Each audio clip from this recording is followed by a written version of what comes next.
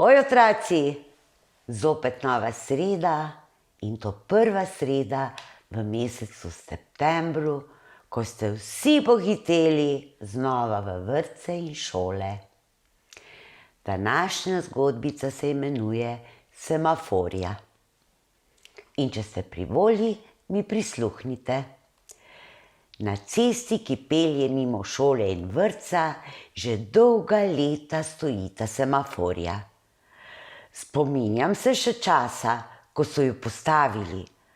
Pametni možje so se tega domislili zaradi otrok, ki so tam prečkali cesto, in tudi zaradi voznikov, ki so po ravni cesti preveč divjali s svojimi avtomobili.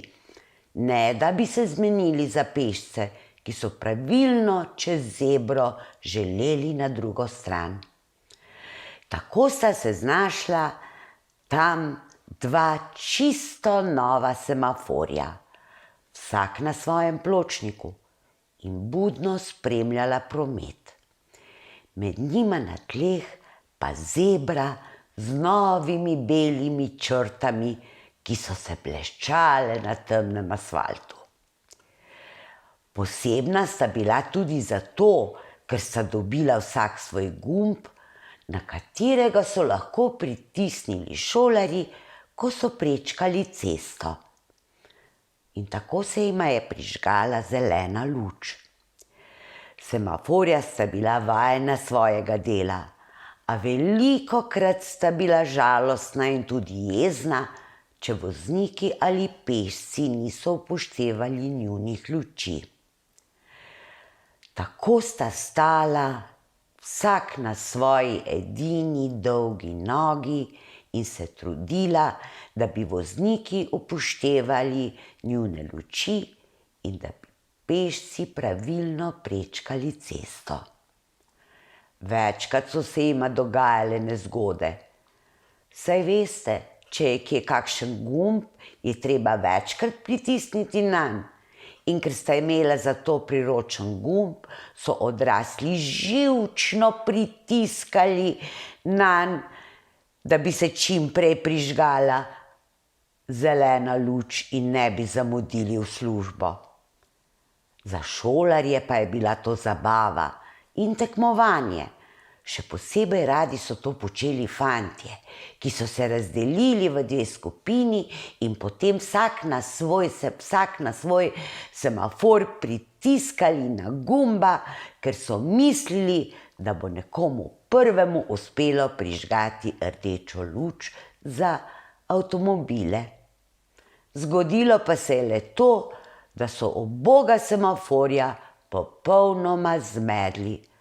Fantje so se seveda potem razbežali in dokler jo niso prišli popraviti, sta oba utripala in žmigala, vsa zgrožena opazovala promet in v strahu čakala, da se ne zgodi kakšna nesreča.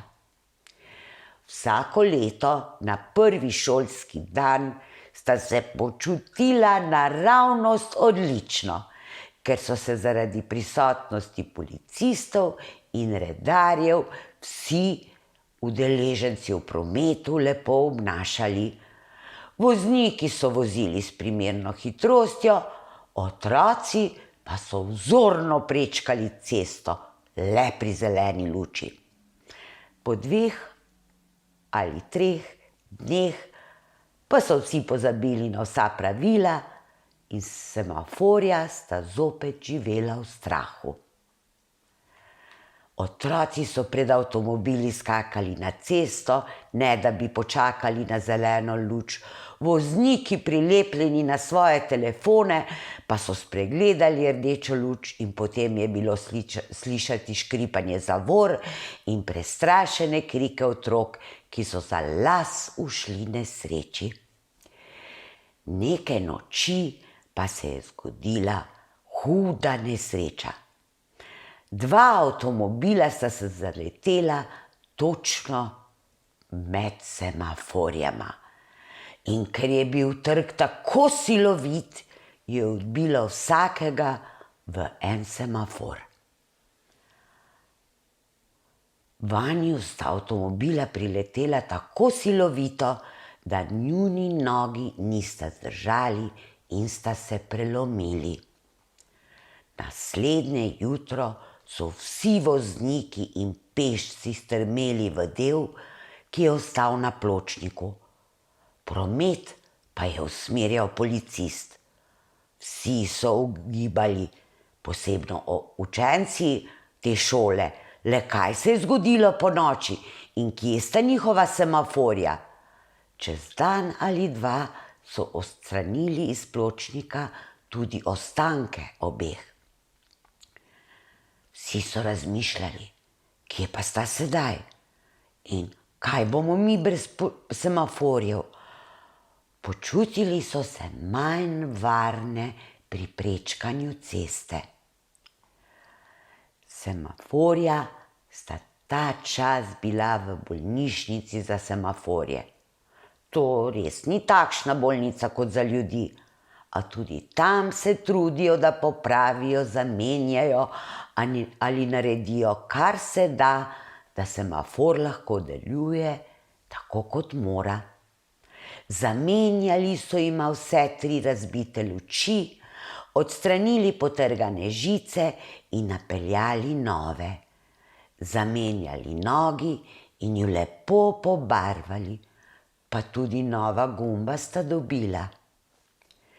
Ne morete si misliti, kakšno veselje je bilo tisto jutro, ko so pripeljali semaforja nazaj in ju začeli postavljati. Vsi vozniki in pešci so se ju razveselili. Semaforja pa sta zadovoljno opazovala njihovo veselje, vedoč, da so ju pogrešali in da je bilo brez njiju vsem težje v prometu. Tako, ne samo na začetku šolskega leta, upoštevajmo veliki in majhni vsa pravila, da bomo varno prišli na svoj cilj in da ne bodo naše sanje ugasnile zato, ker nismo upoštevali rdeče luči na semaforju. Semaforji stojijo vsepovsod na svoji edini eni nogi, le zaradi nas, in neutrudno mežikajo s svojimi lučmi. Vsem malim in seveda tudi velikim želim varno, prijetno, zanimivo in radovedno novo šolsko leto. Ja, pa tista semaforja pri šoli lepo pozdravite v mojem imenu in jim zraven še pomežiknite. Tako, to je za danes vse. Če vam je bila zgodbica všeč, jo všečkajte in se naročite na moj kanal Metka Paštetka. Se vidimo naslednjo sredo.